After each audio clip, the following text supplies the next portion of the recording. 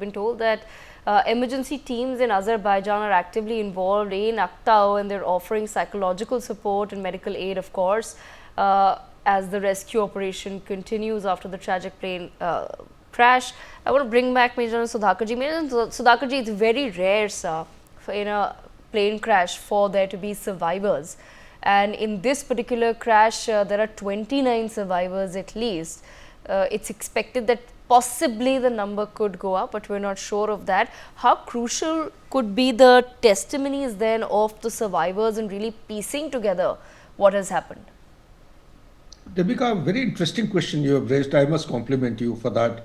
You see, I'm keeping my fingers crossed. Having seen many aviation disasters since one service career, you see, it has always been the fatalities have kept on going up. I only pray to God that it doesn't happen in this case. Now, as far as the testimonies that you are talking of, we see the passenger inside the aircraft, he will not be able to join the dots, give a comprehensive narrative. It is the black box, the layman's, commonly we talk about that, the black box which has got all the stored data. Yesterday, Wing Commander Bakshi was explaining there are two different mechanisms existing inside the aircraft which record the technical and the conversation, the communication aspect.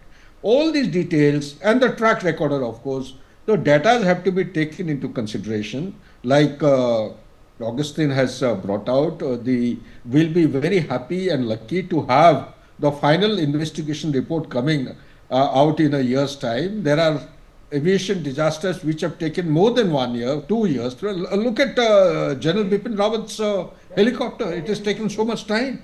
Finally, it has come out that it was not a technical error, it was the human error.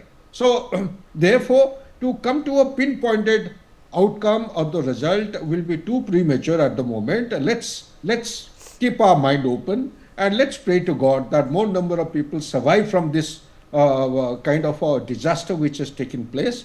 And finally, what Augustine said is, I tend to agree with him, that the kudos to the pilot. It is this man because of whom some lives are still surviving.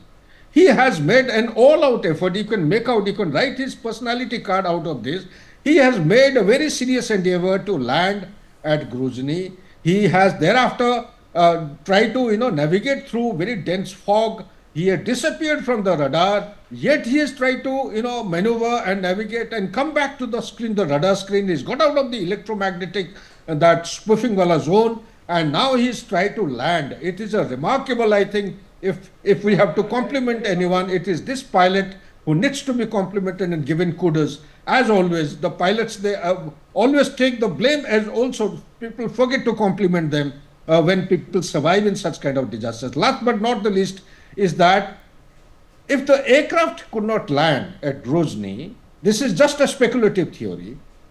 If it did make an attempt to actually go out of that area and make a safe landing, that track record of disappearance of 1 hour, actually if we can put our finger on this particular data, it will give us volumes of information, and I'm sure the investigative agency, the preliminary part of which has already commenced, will factor in this particular aspect and come to a final conclusion.